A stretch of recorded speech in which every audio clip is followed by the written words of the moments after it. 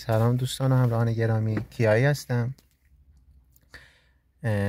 اومدم که آموزش رانندگی رو به صورت کاملا حرفه‌ای بهتون یاد بدم. خودم مربی آموزشگاه هستم که چندین سال در حوزه تعلیم و آموزش رانندگی فعالیت دارم.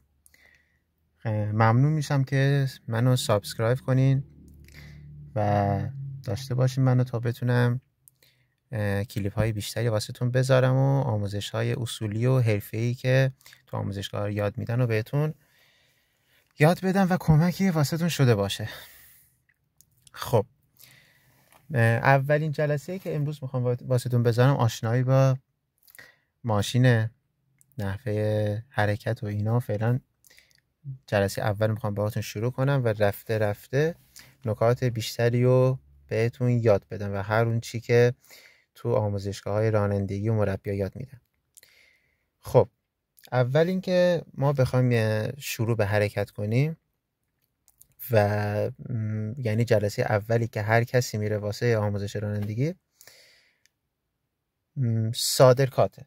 یعنی شما که نشستین و میخواین شروع به حرکت کنین، اول باید صندلیتون تنظیم باشه. نگاه کنید صندلی باید طوری باشه که وقتی روشن کنم وقتی که شما کلاج رو میگیرین پاتون کامل صاف باشه.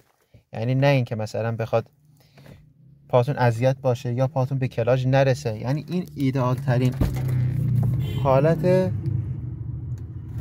کلاج گرفتنه، پا کامل برسه و همچنین طوری نباشه که ظاهر اصلا خم نشه یا اذیت بخوایم بشین. خب مورد بعدی میشه آینه ها. وقتی صندلی رو تنظیم کردین، صندلی حالا از این قسمت عقب جلو میره.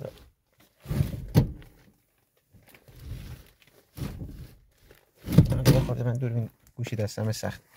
وقتی که اینطوری شد، وقتی که پاتون کامل به کلاج رسید و دسترسی کامل داریم به کلاج،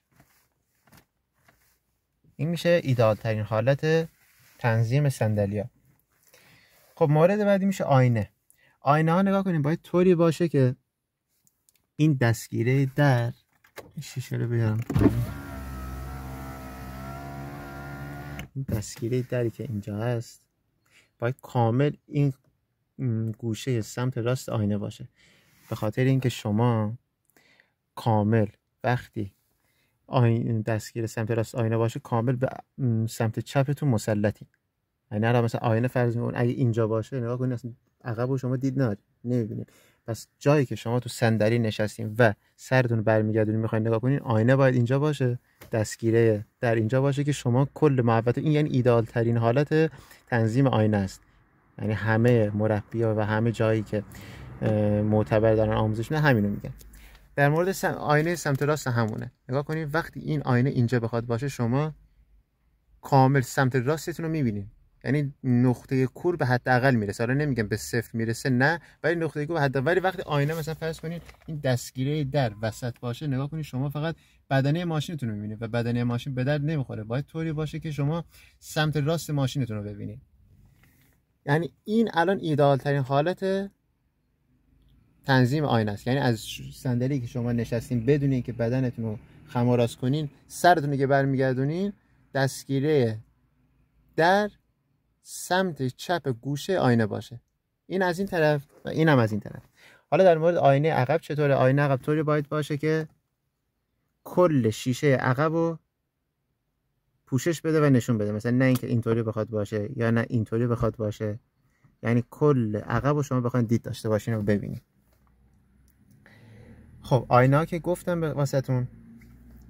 حالا میخوایم بریم واسه روشن کردن. کلاج میگیریم، دنده باید تو حالت خلاص باشه. وقتی دندم که خلاص شد، صادرکات میره به رم میشه روشن کردن. خب روشن کردن چطوریه؟ اینجا رو میگیریم، از اینجا بهتون یاد بدم. خب اول حالت که میذارن روی لاک، یعنی همون میشه قفل. یعنی در حالتی که نگاه کنید فرمان قفل میشه، این میشه لاک. وقتی که یه دونه به حالت AC میذاریم، اینجا ضبط و قسمت های صوتی ماشین فعال میشه، فقط در همین حد. حالا یه دونه دیگه وقتی میچرخونی اینو میاد روی حالت آن، اینجا پشت آمپر ماشین روشن میشه و آماده استارته. و همیشه هم اینو یادتون باشه وقتی میخوای ماشین روشن کنید روی آن اومد یا صدای پمپ بنزینی میاد. نگاه کنید، دقت کنید قشنگ. شما باید 4 ثانیه تا 5 ثانیه وایستین که این صدای خاموش بشه، وگرنه به پمپ بنزین ماشین اذیت میشه و آسیب میرسونه. وقتی اینجا گذاشتین و 4 ثانیه یا 3 ثانیه حالا وایستادین، یا اینکه چراغ چیز داره ABS، این باید خاموش بشه. نگاه کنید این چراغی که اینجا بود خاموش شد، میتونین استارت بزنین. کلاژو میگیرین. حالا که وقتی که ماشین خلاصه نیازی به کلاژ گرفتن نیست، ولی خب به خاطر عمر بالای دیسک صفحه همه مکانیکا میگن که اصولش اینه که کلاژو بگیرین. حتی الان ماشینای که سیستم دریچه گازشون برقیه حتما باید کلاژو بگیرین تا روشن بشه. بدون کلاژ گرفتن حتی اگه ماشینتون هم خلاص باشه روشن نمیشه. تو بعضی ماشینایی که دریچه گازشون به اصطلاح سیمیه نیازی به کلاژ گرفتن نیست، با همون خلاص هم روشن میشه. ولی خب به خاطر عمر بالای ماشین ماشین بهتره که کلاژو بگیریم. خب روشن کردن کلاژو میگیریم و ماشین رو روشن میکنیم. مورد بعدی صادرکات میشه کمربند که کمربندمون رو میبندیم. کمربند و صادرکات الف و ت. الف میشه آمادگی برای حرکت.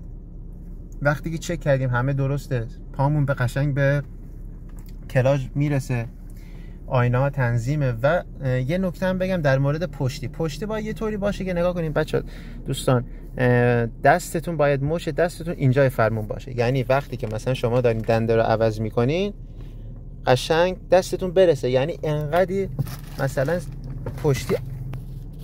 پشتی ماشین، پشتی صندلی یه طوری نباشه دستتون نرسه به ماشین، به دنده عوض کردن و اذیت باشین. باید طوری باشه که قشنگ مش دستتون اینجا باشه، قرار بگیره که تسلط کامل به فرمان و دنده داشته باشین.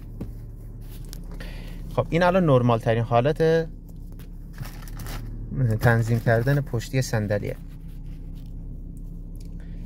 خب